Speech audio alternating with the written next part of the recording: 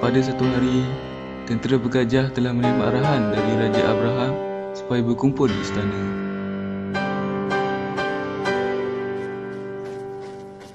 Dengar sini semua askar-askarku. Kita akan ke kota Kaabah dan dapatkan harta rampasan. Ini untuk kekayaan negara kita.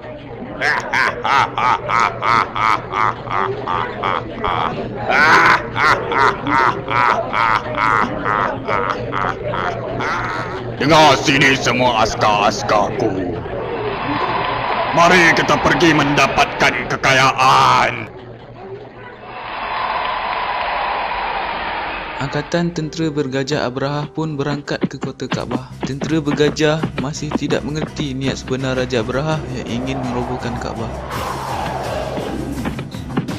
Hari demi hari, mereka meneruskan perjalanan yang mengambil masa 3 hari untuk sampai ke kota Kaabah.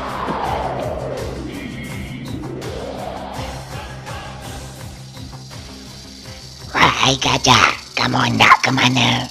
Aku hendak ke kota Kaabah untuk membantu tuan aku mendapatkan kekayaan. Baik, kau jangan pergi.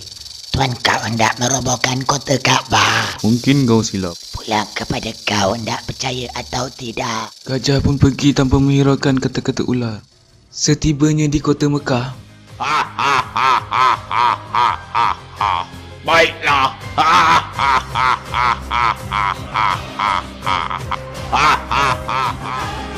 Dengar sini semua. Mari robohkan kota Kaabah.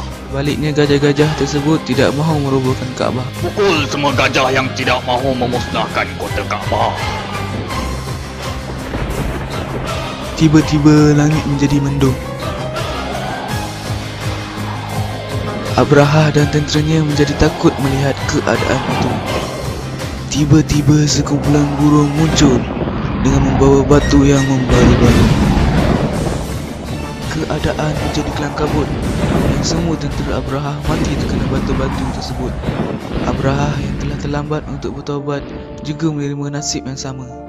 Gajah yang melihat kejadian itu telah insaf dan bertaubat.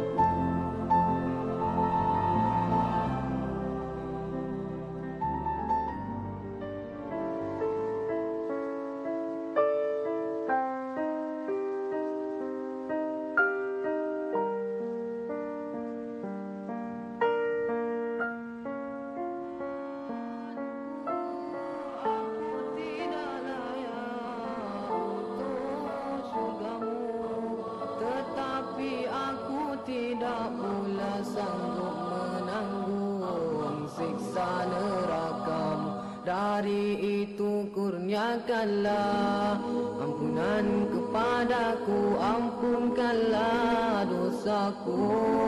Sesungguhnya Engkaulah pengampun dosa-dosa besar.